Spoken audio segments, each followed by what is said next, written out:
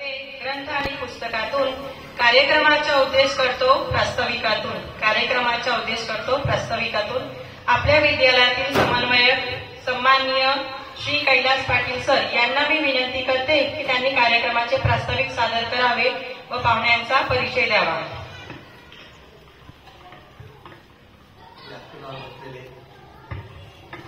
आजच्या कार्यक्रमाच्या अध्यक्षा संध्याताई तसेच आजच्या कार्यक्रमाचे प्रमुख पाहुणे महावीर मेहता सर, त्यांच्यावर आलेले त्यांचे सहकारी वत्सलबाई, आपल्या संस्थेचे पदाधिकारी डॉक्टर रोमिओ सर, आपल्या संस्थेचे माजी व्यवस्थापक नानासाहेब, त्याचप्रमाणे आपल्या कॉलेजच्या प्रिन्सिपल लिकेशा मॅम आणि सिनियर कॉलेजच्या आलेले सर्व प्राध्यापक वृंद आणि विद्यार्थी.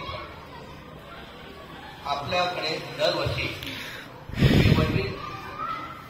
वाले आपल्याकडे नेहमी यायचे आणि आपल्याला वह्या वाटप करायचे, परंतु यावर्षी त्या एवढीच नसणे त्यांच्या काही अडचणीमुळे ते आपल्यापर्यंत पोहोचू शकले नाहीत आणि आपल्याला वह्या काही भेटू शकल्या नाही. मग त्यातच आपल्या संस्थेचे सहसचिव चंद्रेश जोशी सर यांनी एक दिवस कॉल केला की सर, मी एका संघटनेत काम करतो, त्या संघटनेचं नाव आहे मुंबई गुजराती संघटना आणि ही जी संघटना आहे ही आपल्या परिसरातील आपल्या भागातील मुलांना मातृभाषेचं प्रेम जास्त व्हावं, मातृभाषेत आवड निर्माण व्हावी आणि त्यासाठी हे संघटन कार्य करते.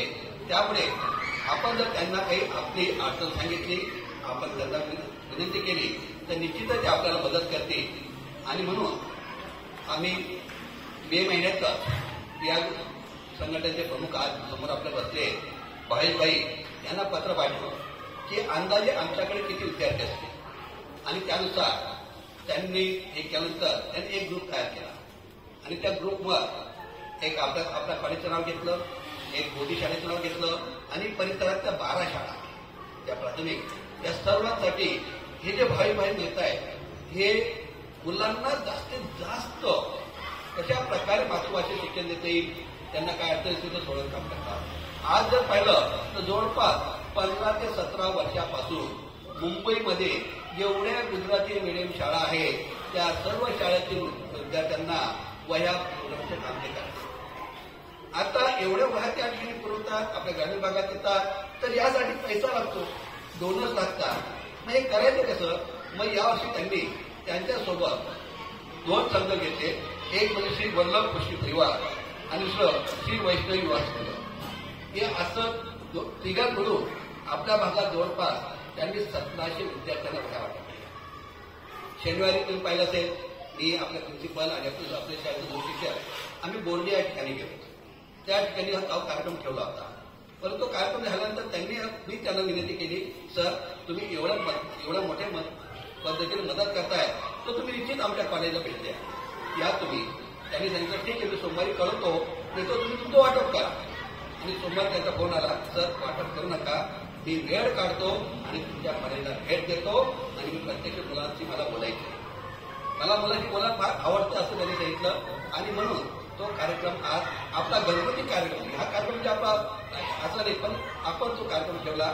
मी खरोखर आपल्या सर्वांतर्फे भाई बहिणींना खूप खूप शुभेच्छा देतो की त्यांनी हे जे कार्य चालू आहे हे सतत चालू ठेवावं, वर्षानुवर्ष आमच्याकडे यावं आणि तुम्ही सांगा त्या पद्धतीने आमची मुलं प्रत्येक गोष्टी तुमच्या सांगितलेल्या शब्दाला मान करतील, तुमच्या आज्ञेचे पालन करतील आणि निश्चितच आपण जे मातृभाषेसाठी करताय त्याच्यासाठी आम्ही सदैव तुमच्या पाठीशी उभे राहू.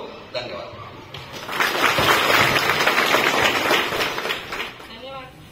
नमस्कार. आज आलेले पाहुणे, आता तुमच्याशी त्यांनी त्यांचं मनोगत व्यक्त केलं, खूप छान बोलले. त्यातून तुम्ही काय काय शिकलात हे मला काही दिवसांनी कळेल, कारण मी इकडे येतच असते ना नेहमी. मला बघता ना तुम्ही, ऐकून त्याच्यामुळे मी येतच असते. तर आजच्या आलेल्या पाहुण्यांनी आपल्याला काय शिकवलं, काय सांगितलं, काय आपल्याला उपदेश दिले, त्याचं पालन नक्कीच करण्यासारखं आहे. पहिले म्हणजे आपल्यामध्ये कुठल्याही प्रकारचा कमी भाव नसला पाहिजे. प्रत्येक माणूस वेगळा असतो. तो असा आहे म्हणून मी त्याच्यासारखा व्हायला पाहिजे असं नाही.